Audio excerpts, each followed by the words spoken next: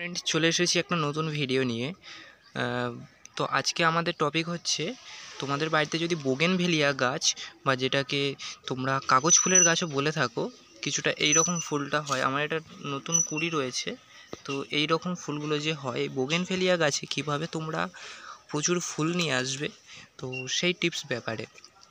তো বোগেনভেলিয়া গাছে যদি তোমরা প্রচুর ফুল আনতে চাও, সর্বপ্রথম তোমাদের হচ্ছে গাছের জল কম দিতে হবে। প্রথম যখন ছোট গাছ আনবে তখন জল দেবে। বোগেনভেলিয়া গাছ যত জল পাবে তত তাড়াতাড়ি বাড়বে। তো গাছের গোড়ায় সার জল দাও। গাছ একটা মিডিয়াম সাইজের হয়ে গেলে তোমরা গাছে জল দেওয়া কম করবে, মানে একদমই জল দেওয়া বন্ধ করবে না, তাতে গাছ ঝিমিয়ে গিয়ে মারা যেতে পারে। তো তোমরা গাছে একদম অল্প পরিমাণ জল দেবে।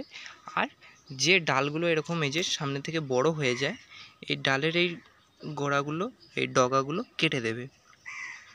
ঠিক আছে, এই ডগাগুলো কেটে দেবে। যখনই দেখবে ডাল বড় হচ্ছে ডগা কেটে দেবে। আর আমার দেখো প্রত্যেকটা ডাল কিন্তু কাটা, ডগা কাটা। তো এর ফলে কি হয়েছে, আমার প্রত্যেকটা ডালে কিন্তু কুড়ি আসছে।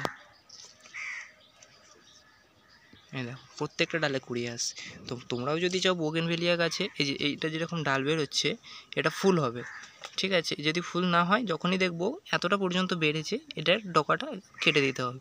তাহলে এর সাইড থেকে এইরকম ফুল বেরোবে, থোকা থোকা ফুল বেরোবে।